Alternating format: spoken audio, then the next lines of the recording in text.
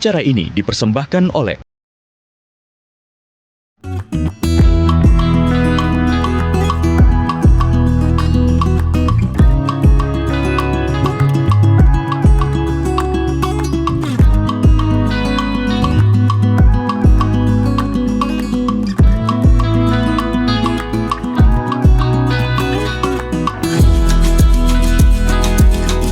Selamat pagi pemirsa, berjumpa lagi bersama saya Kome Aprilia. Pemirsa, dampak dari efisiensi anggaran di tahun 2025 ini sudah terasa terutama di kota Surabaya. Efisiensi anggaran yang menjadi topik yang sangat hangat diperbincangkan di masyarakat, dan dalam konteks pemerintahan sebenarnya tujuan dari pemerintah adalah ingin mengurangi lemak anggaran tanpa mengurangi otot anggaran. Namun yang dirasakan masyarakat ternyata berbeda. Nah, saat ini saya sudah bersama dengan Bapak Agung Prasojo, anggota DPRD Kota Surabaya. Selamat pagi, Bapak. Pagi. Iya, Pak, terkait dengan efisiensi anggaran keputusan dari Presiden kita ini, menurut jenengan sebenarnya gimana, Pak, efisiensi anggaran ini? Ya, jadi kalau kita mengacu dari Inpres nomor 1 ya, tahun 2025 tentang efisiensi anggaran, itu sebetulnya jelas arahnya dari Presiden. Itu jadi fokus kepada tetap tidak ada dampak kepada harapannya ya, tidak ada dampak pada bantuan-bantuan sosial, terus kepada pelayanan masyarakat, seperti itu. Jadi pemerintahan di bawahnya, jadi baik gubernur atau kota, itu harus menjalankan poin-poin itu. Jadi mana nanti yang dipangkas, mana yang tidak. Gitu. Baik.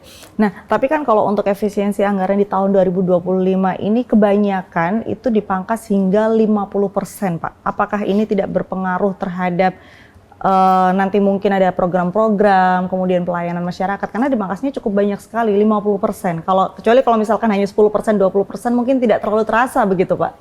Ya, seperti yang kita dengar atau kita lihat, keinginan kan yang dipangkaskan tuh ibarat manusia ini kan lemaknya. Nah, orang kalau nggak makan masih bisa makan lemaknya. Nah, lemaknya ini dihilangkan, tapi saya yakin tidak 100% dihilangkan lemak itu. Karena apa? Di Surabaya pun saya kembali ke fokus Surabaya, kota Surabaya ya. Pertama, itu tidak selama ini berapapun anggaran diberikan, pasti ada silpanya. Ya. Saya yakin ini pun nanti ada silpanya juga. Jadi sisa tadi kelebihan penganggaran itu pasti ada. Pasti ada. Kemudian kalau untuk pos anggaran, kira-kira mana saja yang menjadi target dari efisiensi anggaran ini dan bagaimana mekanisme pemulihan pos-pos tersebut, Pak? Ya, jadi untuk pos-pos yang dianggarkan ini, jujur sekarang ini kita belum ketemu ya, teman-teman TAPD dengan tim anggarannya DPR itu belum ketemu mana pos mana yang dihilangkan. Tapi saya yakin itu pos teman-teman tahu lah, tidak pada porsi untuk masyarakat gilingan tidak. Saya yakin itu. Pendidikan pun begitu juga. Aturan pendidikan itu jelas, jadi minimal 20%. Surabaya itu kalau nggak salah lebih dari 20% penganggaran untuk pendidikan. Nah itu yakin saya nggak akan dihapus. Terbukti masih ada beasiswa tangguh masih jalan. Gitu. Saya berharap pos-pos yang yang sifatnya untuk masyarakat, untuk pelayanan masyarakat, menguntungkan masyarakat ya jangan dicoret. Baik. Nah, kalau di Kota Surabaya sendiri sebenarnya semenjak ada kebijakan efisiensi anggaran ini, apakah sudah ada karyawan non ASN atau PNS yang diberhentikan atau dirumahkan? Sampai hari ini tidak ada yang laporan ke kita seperti itu. Apalagi Pak Wali sendiri kemarin sudah berkomitmen tidak akan meng-PHK OS kita. Oke. Jadi itu justru teman-teman nanti ke depan istilahnya tenaga jasa ya, tenaga satgasnya itu bisa ditambah karena keperluan. Kalau keperluan misalkan tenaga satgas ada kan pengerukan, itu kan juga pelayanan. Ketika itu dibutuhkan harus ditambah karena ini bentuk dari pelayanan masyarakat. Itu ada lagi satgas yang tentang penerbangan, itu semua yang sifatnya satgas ya. Itu ya Pak Wali tidak akan menghilangkan itu. Nah, kalau menurut Pak Agung sendiri, kalau kita kembali lagi ke pos-pos apa saja yang harus dihilangkan begitu, menurut pendapat pribadi Pak Agung sendiri, kira-kira pos-pos apa aja sih Pak yang sekiranya layak untuk mendapatkan efisiensi anggaran begitu? Ya, saya pikir dulu saya itu orang Banggar. Kemudian anggaran udah 10 tahun, jadi saya tahu pos mana yang harus dipangkas. Pos apa ini kira-kira Pak? Nah, itu paling enggak administrasi di dalam lah. Oke. Administrasi, bentuk-bentuk ATK, apa itu kan, itu kan satu pos yang setiap tahun mesti ada. Nah itu cobalah dipangkas seperti hal seperti itu. Pokoknya intinya masih banyak pos yang bisa dipangkas di dalam itu. Tanpa harus mengorbankan pos-pos yang untuk pelayanan masyarakat. Betul. Begitu ya Pak? Tidak mengorbankan pokok dari kegiatan sesungguhnya untuk masyarakat ya itu. Nah baik, ini kan masyarakat di Indonesia terutama di Surabaya ini sangat menolak sekali tentang efisiensi anggaran karena takut yang di PHK, kemudian pelayanan masyarakat berkurang begitu. Sampai detik ini apakah ada keluhan dari masyarakat akibat dari efisiensi anggaran ini Pak? Ya. Sampai hari ini ke DPR, saya ini juga punya konstituen, pemilih saya itu sudah belasan ribu, ya tidak ada itu. Tidak ada? Tidak ada. Jadi Surabaya masih baik-baik aja aman-aman saja. Masih aman-aman aja? Biasanya itu mereka langsung WA, Pak saya memang ada bukan di PHK, mereka mau dipindah, dipindah, misalkan selama ini di Surabaya mau dipindah ke Nganjuk, seperti itu. Tempat kerjanya itu saja. Tidak ada PHK hari ini.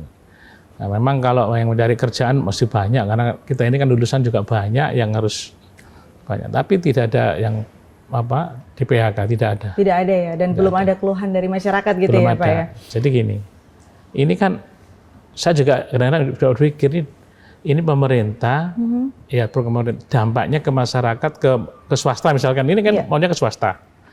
Sampai hari ini kan ini program baru diteken kemarin, di tahun 2025. Terus ya memang belum ada dampak ini, cuman ya masih tataran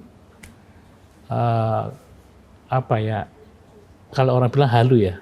Okay. Oh ya nanti ini ya, itu masih seperti itu. Overthinking ya Pak ya. Nah, jadi saya yakin Pak Prabowo ini memikirkan SDM. Betapa dia memikirkan sampai yang namanya ini makan itu. Dulu kan pemikirannya itu dibebankan di kabupaten kota.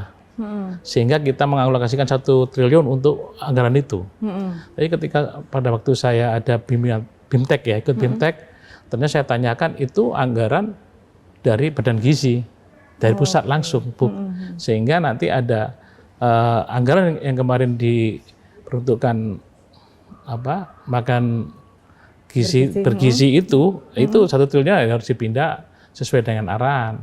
Artinya malah dibaguskan untuk pendidikan itu loh, untuk pembangunan pendidikan itu. Baik Pak, saya masih banyak pertanyaan tentang dampak dari efisiensi anggaran dan mungkin nanti saya juga akan bertanya sedikit tentang EBG, boleh ya Pak ya? Iya boleh. Dan kita akan kembali lagi sesaat lagi.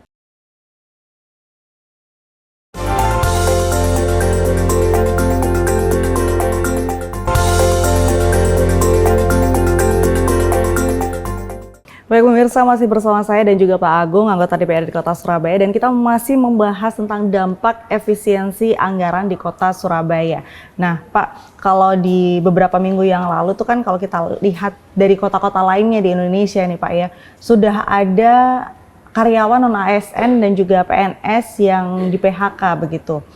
Apakah atau bagaimana Surabaya ini menangani supaya Surabaya tidak sampai mem-PHK karyawan non ASN atau PNS ini, Pak? Karena di kota lainnya mereka begitu ada efisiensi anggaran, mereka langsung memutuskan untuk tidak ada anggaran untuk menggaji karyawan non ASN. Nah, ini kalau di Surabaya bagaimana caranya supaya mereka-mereka ini tidak sampai terdampak? Jadi pemirsa yang ada di rumah mungkin yang karyawan non ASN, non PNS ini hatinya bisa tenang begitu, Pak. Iya. Jadi kalau yang non ASN atau AS ini di Surabaya aman-aman saja. Saya sudah cek ke dinas-dinas aman. Artinya dia mengerti tidak akan mem-PHK, tidak akan. Tetap dipertahankan. Jadi ini kan sebagian ini mereka yang sudah 5 tahun ikut P3K kemarin ya. Terus yang 2 tahun besok ikut P3K paruh waktu, itu dia otomatis sudah masuk karena dia terdaftar di dalam administrasi negara di BKN sana, sudah terdaftar dia, sudah otomatis itu masuk P3K. Bagaimana mereka yang baru 1 tahun masuk, itu yang mereka risau kalau bertanya ada, saya tanya saya tanyakan langsung ke kepala dinasnya, tidak ada. Tidak ada, tetap dipakai, tidak ada PHK. Apalagi kemarin Pak Wali sudah ngomong, sudah berstatement bahwa Surabaya tetap tidak ada PHK untuk tenaga kontraknya, tidak ada. Baik, di beberapa instansi pemerintah yang sempat saya kunjungi setelah adanya kebijakan efisiensi anggaran ini, banyak yang mereka melakukan penghematan besar-besaran, mulai dari listrik, yang biasanya malam itu lampu parkiran masih nyala nih, Pak. Begitu sekarang ada efisiensi anggaran, akhirnya kalau malam lampu parkiran sudah mati begitu. Terus kemudian mungkin ada mungkin yang disebutkan tadi adalah anggaran untuk ATK dan lain sebagainya. Apakah menurut Pak Agung ini merupakan salah satu langkah yang efisien diambil oleh instansi pemerintah untuk menghemat anggaran? Iya. Itu di Surabaya. Di Surabaya. Oh, ya. Jadi gini, ini para kepala dinas atau pengguna anggaran, kuasa pengguna anggaran ya harus jeli betul. Ya tidak se ekstrim seperti itulah. Kalau duduk bersama dengan kita akan tahu kalau kuliti mana kamu yang yang kamu drop, mana yang kamu teruskan. Nah, saya tadi bilang masih banyak tempat-tempat ruang yang bisa di drop, itu masih banyak. Saya yakin itu. Makanya teman-teman dari pemerintah kota, Pak Wali sudah tahu apa yang diperbuat. Langkah-langkahnya saya lihat sudah betul ini. Dari kesini lihat sudah betul. Baik. Nah, kalau sejauh ini Pak, apakah ada pertemuan antara wali kota, kemudian DPRD dan juga kepala dari instansi pemerintah yang lainnya berkumpul jadi satu dalam satu ruangan untuk membahas kira-kira apa saja sih efisiensi anggaran ini, kita harus memotong yang mana aja, pos-pos mana aja yang harus dipotong? Listrik kah, air kah, atau untuk ATK atau yang lainnya begitu? Ya, sampai hari ini teman-teman dari TAPD, tim anggaran Pemkot, dengan tim Banggar Badan Anggaran DPR ini belum bertemu. Ini mungkin setelah Pak Wali dilantik besok bisa ketemu. Tapi saya lihat sampai hari ini tidak ada keluhan. Sebenarnya kalau di komisi itu masing-masing mempunyai counterpart ya. Iya. Jadi counterpartnya itu pasti ngomong, paling enggak Pak ini ya seperti itu. Tapi ternyata tidak ada. Ini sebetulnya gini. Kalau Surabaya ya, bicara Surabaya itu cukup besar. Kita harus betul-betul, karena bicara satu otonomi sekarang kan ketika kita tidak mempunyai sumber daya alam, kita harus mempunyai sumber daya manusianya. Artinya ya ada teks dan ada pajak di sana, ya toh. Nah, ini masih banyak yang perlu digali. Pajak Surabaya itu banyak sekali yang nanti kita ngomong ke mereka mana yang bisa digali untuk bisa menutupi seperti itu. Poin-poin itu. Jadi nantinya mungkin akan ada pertemuan begitu ya Pak ya, antara TAPD kemudian dengan Banggar dan juga dari seluruh kepala instansi pemerintah di Kota Surabaya. Jadi gini, TAPD itu sudah mewakili beberapa, mereka kan rapat sendiri, kepala dinas masing-masing rapat dengan tim anggaran pemerintah daerah, ketuanya itu Sekda. Di situ baru setelah rapat mereka ketemu dengan kita, dipaparkan di hadapan kita, neracanya seperti ini, terus efisiensinya seperti ini, ya seperti itu. Sehingga Badan Anggaran akan melihat ini berdampak enggak untuk masyarakat, apakah ini berdampak enggak dengan pegawainya. Kalau itu tidak berdampak dan hanya dikurangi yang diambil yang di drop itu anggaran-anggaran yang sifatnya rutinitas tapi tanpa makna. Kita tahu ya, di DPR itu ada rutinitas tanpa makna. Itu ya drop aja. Itu kita kan tahu. Enggak popo, enggak ngaruh ini. Kita tahu. Berarti nanti mungkin akan ada waktunya begitu ya Pak, ya, bertemu pasti dengan ada. Antara TAPD dan juga Banggar begitu. Nah, kemudian ini yang sempat terdengar itu adalah ada keputusan untuk karyawan WFA, work from anywhere. Nah, menurut Pak Agung sendiri, apakah WFA ini cukup efisien untuk menyikapi efisiensi anggaran ini, Pak? Itu salah satu mungkin ya, salah satu karena dengan tingkat kehadiran mereka mungkin tadi bisa hemat AC, listrik seperti itu mungkin ya. Ini salah satu. Cuman yang jelas jangan sampai dengan WFA ini tanggung jawab diri selaku karyawan yang tiap bulan menerima salary dari Pemda Kota, ya harus kamu laksanakan secara profesional itu. Karena apa? Meskipun WFA kan bahasanya ngenakno pegawai itu toh. Iya, betul. Nah, tapi jangan lalai, tetap profesional. Setahu saya sampai hari ini mereka pun kalau absen itu jauh hari sudah absen dari jalan, udah absen. Sebelum nyampe kantor gitu. Udah ya? nyampe kantor udah absen. Nah, jadi gak terlambat fingernya itu situ. Jadi Surabaya sudah menerapkan seperti itu, terapkan itu. Dan setahu saya juga setiap OS tenaga kontrak itu mempunyai tanggung jawab sendiri, punya porsi. Misalkan bagian pengawasan, kamu dalam bulan ini sekian perusahaan harus kamu selesaikan. Itu ada.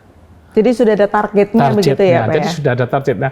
Buat kamu kerja untuk dia terserah, tapi targetmu tercapai. Yang penting adalah targetnya tercapai. Pelayanan tercapai. Kalau tidak, kamu akan kena sanksi, ada nilai di sana.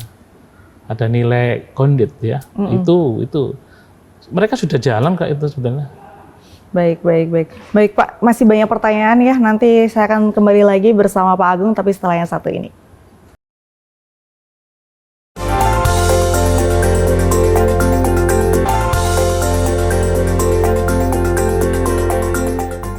Baik, masih bersama saya dan juga Pak Agung, anggota DPRD Kota Surabaya, dan kita tadi terakhir berbicara tentang WFA begitu ya Pak ya. Nah, kalau menurut Pak Agung sendiri, apakah dengan sistem WFA ini lebih efisien dibandingkan mereka datang ke kantor? Ini kan jadi kita kayak balik lagi masa-masa COVID kemarin ya Pak ya. Kalau COVID kan dari rumah, tapi kalau ini dari mana aja begitu? Gimana Pak?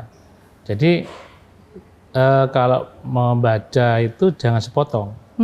Ada berapa hari dia di situ, ada berapa hari dia WFA.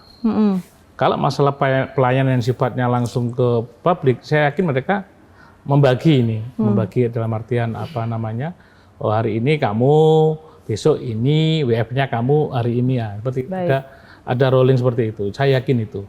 Jadi masyarakat Surabaya jangan apatis. Saya yakin mereka tetap memberikan pelayanan yang terbaik lah, seperti itu. Nah, kalau misalkan WFA ini dirasa cukup efisien dalam menyikapi kondisi efisiensi anggaran ini, apakah nantinya akan ada rencana WFA ini bisa diterapkan begitu Pak? Jadi kalau seperti itu kebijakan ya, kebijakan dari pusat. Nah, tapi kalau arahnya nih, kalau arahnya ke sana, misalnya bisa di masyarakat selama ini, kalau kita bicara di luar, masyarakat hari ini, masyarakat Surabaya kalau ngurus kependudukan, dia bisa dari rumah, ya toh, ngobrol dewe, dewe. Nah, kalau ke depan setiap dinas bisa seperti itu, enak. Ya toh, sekarang pengurusan izin-izin juga perlu kok mereka bisa lewat online begitu ya, Pak, masukin data mereka dari rumah, masukin aplikasi selesai, nanti jadi baru kan gitu. Itu termasuk mereka-mereka yang magang pun, mahasiswa yang magang di Pemkot ya seperti itu sama. Jalurnya apa ini?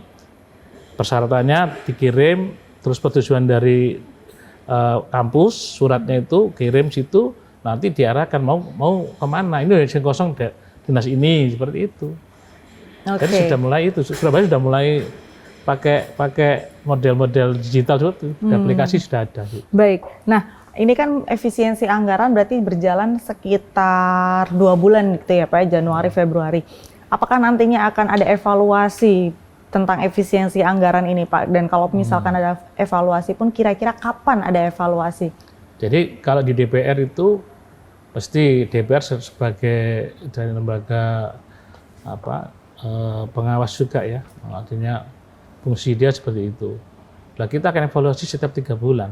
Jadi di DPR itu setiap triwulan tuh ada evaluasi, baik itu evaluasi penganggaran, evaluasi pekerjaan gitu. Baik, jadi mungkin nanti setiap 3 bulan ada evaluasi begitu ya? Itu otomatis Pak itu. Otomatis. Nah, kemudian kalau untuk efisiensi anggaran sendiri ini kan keputusan dari presiden kita ya Pak ya. Apakah nantinya juga akan ada evaluasi dari pusat begitu, dari Pak Presiden sendiri untuk ternyata efisiensi anggaran misalkan dari instansi A ini kemarin dipotong sebanyak 50%. Oh ini terlalu banyak, besok dipotongnya 30% aja. Seperti itu apakah ada Pak? Jadi begini, kalau presiden itu ranahnya di DPR RI ya. Kalau kita ranahnya kan di tingkatan kota. Artinya apa? Bisa mengevaluasi itu di tingkatan kota. Jadi ternyata dalam perjalanan 3 bulan ini WFA ataupun serapan anggaran itu ternyata tetap jalan dengan seperti itu. Pelayanan masyarakat jalan, penganggaran tidak tersendat, ya sudah. Itu mesti running tergantung wali kota. Jadi eksekutif adalah eksekutor. Kita ini adalah memang di dalam aturan kita ada sebagai bagian dari pemerintahan, ya. Artinya kita mengontrol dia juga dari segi penganggaran, terus istilahnya memutuskan juga sama-sama. Nah, kita bisa melihat nanti, kita buka, kita juga sama-sama punya bukunya. Jadi dinas, misalnya dinas pendidikan atau dinas lingkungan hidup itu punya macam-macam, di situ sudah ada kok pembeliannya apa. Ternyata pembeliannya ini seperti ini, barangnya opor. Seperti itu. Itu ada kontrol di kita setiap 3 bulan. Nah kemudian kalau tadi ada WFA ini apakah kalau misalkan WFA ini benar-benar diterapkan di Surabaya begitu Pak, apakah nantinya akan ada pengawasan tersendiri dari DPRD Kota Surabaya untuk mengawasi karyawan-karyawan yang melakukan WFA supaya mereka tetap efisien meskipun WFA begitu? Ya, jadi kalau itu tugas kita, artinya nanti di triwulan itu juga kita lihat. Kalau kemarin kita hanya melihat dari segi penganggaran dan pembelian itu ya, dan juga pendapatan. Sekarang kita ketambahan satu lagi, WFA tadi.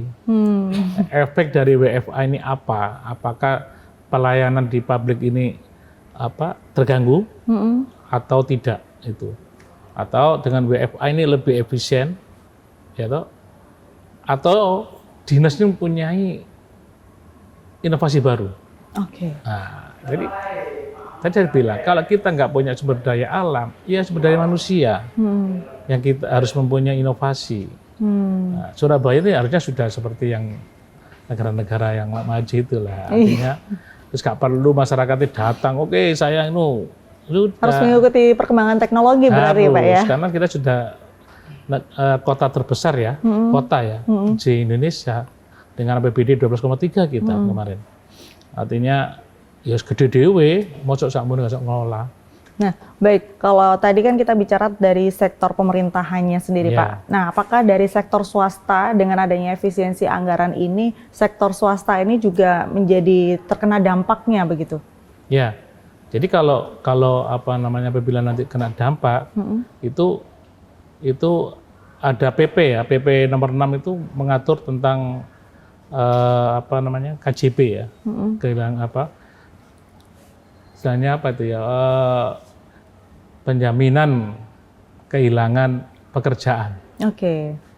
Nah, itu ada diatur di situ kalau nggak salah di apa ya pasal 21 ya, itu mengatur bahwa mereka yang di PHK yang terkena dampak PHK itu ada waktu 6 bulan. Ya, waktu 6 bulan istilahnya perusahaan memberikan gajinya selama 6 bulan sebesar 60% dari nilai gaji. Ambang batasnya tertinggi 5 juta ya. Di situ. Jadi kalau itu 60% berarti tiap bulan 3 juta. Seperti itu, itu aturan seperti itu. Nah, jadi payung itu kalau nggak salah barusan kemarin diteken itu apa namanya dengan Pak Presiden, PP-nya itu. Adanya efisiensi anggaran ini yang harus berpikir nggak cuma dari sektor pemerintahan aja ya Pak ya, dari sektor swasta pun juga harus berpikir dan untuk menyikapi begitu ya Pak ya. Swasta yang anu ya, dalam tanda kutip makannya dengan pemerintah, nempel di pemerintah. Masih ada hubungannya dengan pemerintah begitu. Itu. Baik, Pak, mungkin ada pesan sedikit untuk masyarakat supaya mereka tidak khawatir dengan dampak dari efisiensi anggaran ini. Jadi masyarakat yang terdampak, kemudian tidak ya. Ini sudah ada payung hukum, artinya ada peraturan pemerintah nomor 6 yang mengatur tentang apa mekanisme dari apabila terdampak dari PHK itu sudah ada payung hukumnya, sampean bisa lihat di Google-nya, bisa dibuka lah itu. Jadi masyarakat tidak perlu khawatir begitu ya? Tidak perlu khawatir karena Pak Presiden sudah tahu kalau didampak pasti dikasih payung itu. Baik. Nah, itu sama 6 bulan. Kalau 6 bulan ya berusaha bekerja cari pekerjaan yang baru. Harapannya seperti itu. Baik, terima kasih Pak atas waktunya dan semoga usaha dari Presiden kita ini membuahkan hasil untuk Indonesia lebih maju ke depannya. Saya Kome Aprilia, pamit undur diri.